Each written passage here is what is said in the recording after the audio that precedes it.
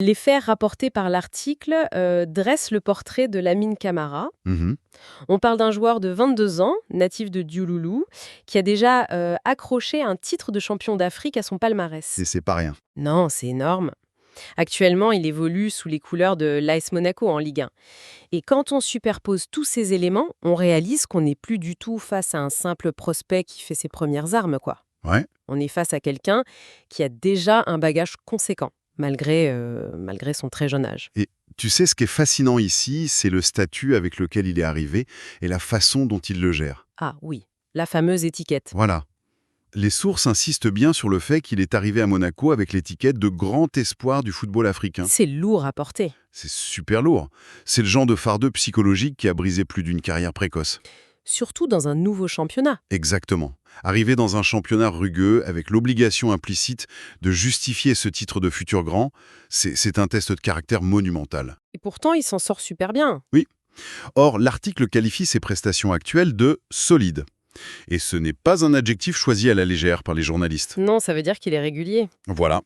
Cela dénote une constance, une vraie capacité à digérer la pression et à s'imposer physiquement et tactiquement dans un environnement ultra compétitif.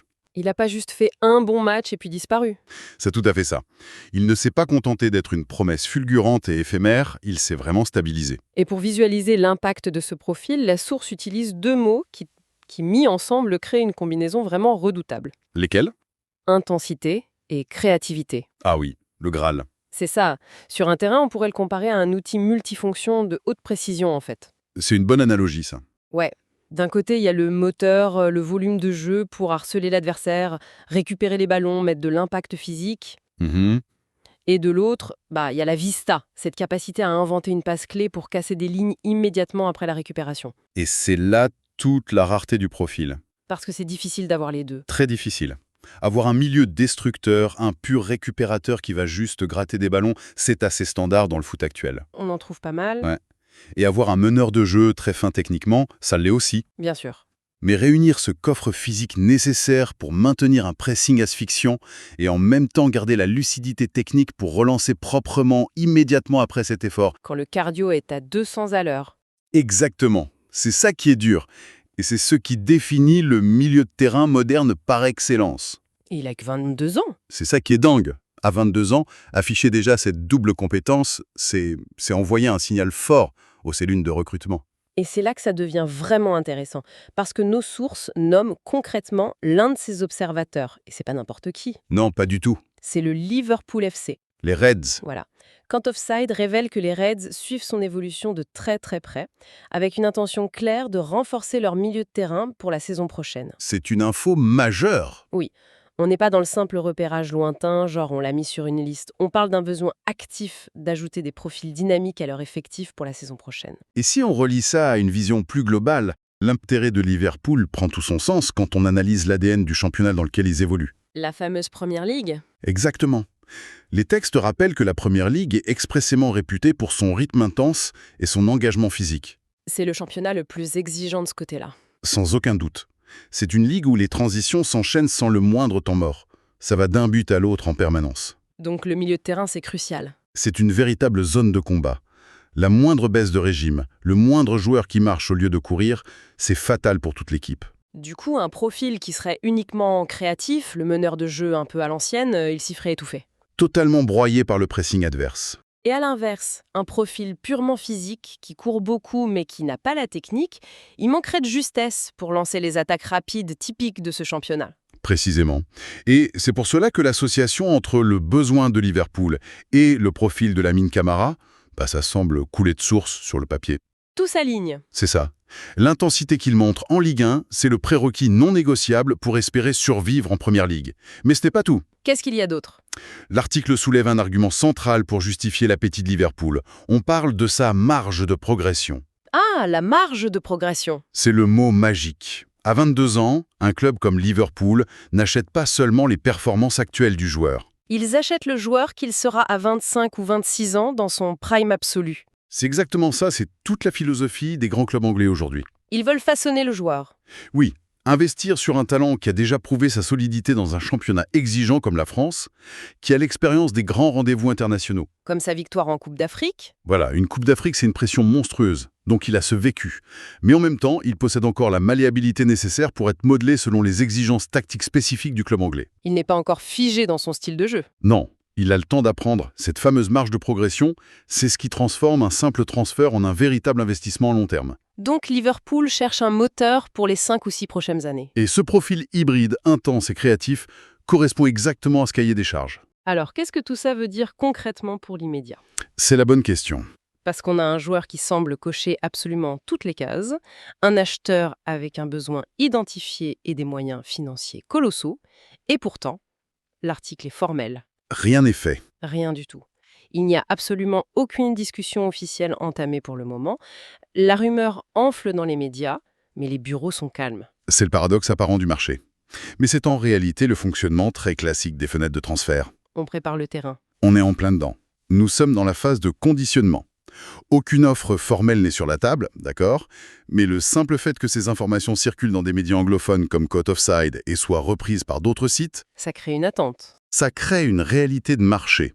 Et c'est là qu'il faut se pencher sur la posture de l'AS Monaco, car au final, c'est elle qui détient la clé de voûte de cette éventuelle opération. Et les sources mettent justement en lumière la stratégie historique du club monégasque. Ils sont très clairs là-dessus. Oui, l'article l'a décrit comme étant basé sur la valorisation de jeunes talents. C'est leur marque de fabrique, C'est presque un modèle industriel appliqué au football de haut niveau quand on y pense. c'est vrai. On attire de très jeunes espoirs prometteurs, on leur donne les clés du camion en Ligue 1 pour qu'ils enchaînent les matchs, Pour qu'ils gagnent en visibilité au niveau européen, et une fois que la valeur du joueur a explosé, on se montre prêt à négocier. c'est exactement le plan. Le texte le dit d'ailleurs explicitement. Monaco étudiera toute offre importante lors du prochain mercato estival. Et ces deux mots, offre importante, ils pèsent lourd. Cette précision est capitale. Elle indique clairement que le joueur n'est pas du tout considéré comme intransférable. Ce qui est rare pour un pilier de 22 ans. Dans d'autres clubs, oui. Mais dans le modèle économique monégasque, la vente des joueurs phares n'est pas subie comme un échec sportif. C'est pas un drame, c'est le business plan. C'est l'aboutissement logique d'un cycle de développement réussi, tout simplement. C'est une pépinière de luxe où chaque plante est cultivée avec l'objectif de la céder au moment précis où sa valeur perçue est à son apogée sur le marché. Si l'on suit cette logique, le fait que Camara montre à la fois de l'intensité, de la créativité, qu'il ait ce statut de champion d'Afrique et qu'il affiche des prestations solides en championnat, Tout cela s'additionne. tout cela fait grimper le curseur de cette fameuse offre importante que Monaco attend. Et c'est ce qui explique aussi pourquoi de telles rumeurs sortent aussitôt dans la saison. Ah, tu veux dire que c'est stratégique de la part du vendeur? Bien sûr, du point de vue du club vendeur, laisser fuiter l'intérêt d'un géant absolu comme Liverpool, c'est une manière très habile d'envoyer un message à l'ensemble du marché européen, Pour attirer d'autres acheteurs. pour créer une compétition.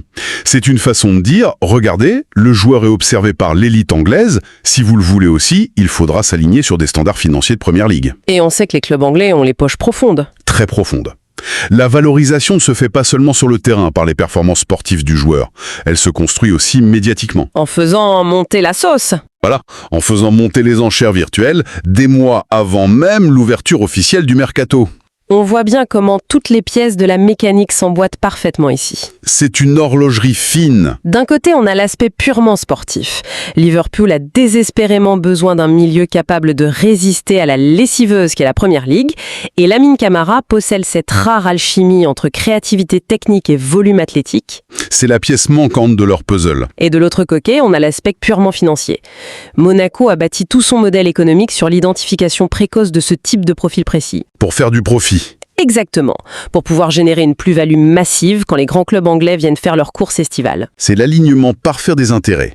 Le joueur trouve une opportunité incroyable d'évolution vers un championnat majeur qui correspond totalement à ses qualités physiques, L'acheteur comble un besoin tactique très ciblé, avec un élément qui a encore une forte marge de progression, oui. et le vendeur accomplit l'objectif premier de son modèle économique. Tout le monde est gagnant sur le papier. Sur le papier, oui. Et quand ces trois vecteurs pointent dans la même direction, la rumeur a de très très fortes chances de se transformer en transaction concrète une fois l'été venu. Si on prend un peu de recul sur tout ce qu'on vient d'analyser à travers ces articles, c'est quand même frappant de voir à quel point le marché des transferts, sous ses airs de foire d'empoigne permanente, répond en réalité à des règles d'une rationalité implacable. On est très loin du hasard. Comprendre une rumeur comme celle-ci, pour ceux qui nous écoutent, ce n'est pas juste savoir qui va jouer où la saison prochaine. Non, ça va bien plus loin. C'est observer en temps réel comment des millions d'euros sont déplacés en fonction de critères extrêmement pointus.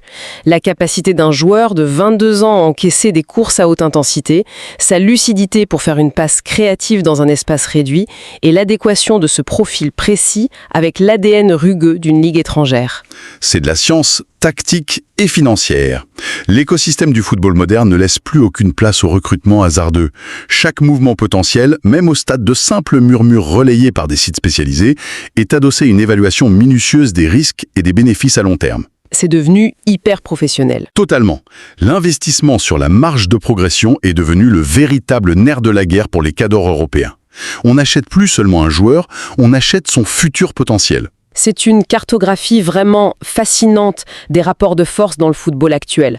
On se rend compte que les clubs acheteurs dictent le profil tactique recherché sur le marché mondial et les clubs vendeurs, forts de leur stratégie de valorisation, ce sont eux qui dictent le tempo financier. Absolument. Et l'étude de ce cas précis, le fonctionnement assumé de l'AS Monaco vis-à-vis de ses jeunes talents, met en lumière une dynamique très particulière dans ce sport. Laquelle ? Cela soulève une question importante.